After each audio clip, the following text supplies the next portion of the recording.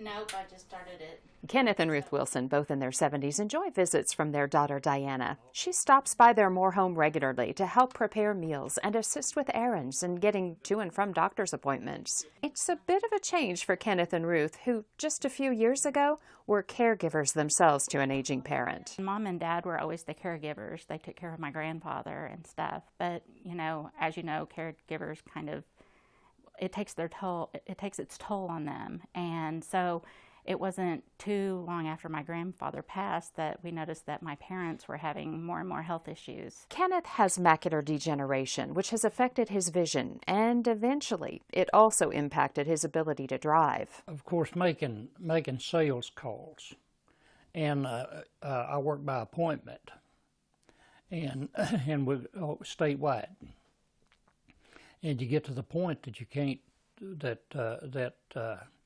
I was uncomfortable going and making those calls and driving because of basically when the macular degeneration started, I had problems seeing animals that that cross the road, and typically I would be able to shut down because I never overdrove my capabilities, or I didn't think I did. So, and I started losing that. Dr. Andrew Dentino, a geriatrician at OU Physicians Senior Health Center, says it's a story he hears often, as family members are generally the ones who pick up on those early warning signs that an older loved one may need some additional help. How's mom behaving? How's dad behaving? We should be able to tell quickly, are they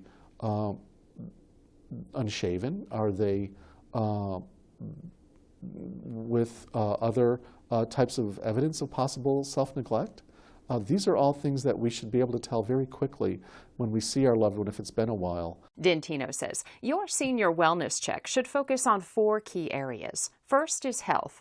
Are they taking their medications? Have they lost weight? Are they having vision or hearing issues? Functional ability is next. Can they bathe and get dressed on their own? Can they prepare their own food? Then look at cognitive ability. Do they remember to pay their bills, check the mail, and eat? And finally, behavior. Are they showing signs of abnormal behavior or having trouble remembering things? Being a caregiver all those years and then suddenly having to ask somebody is hard. But I don't want to fall, and and I want to stay in my home as long as I can. I just so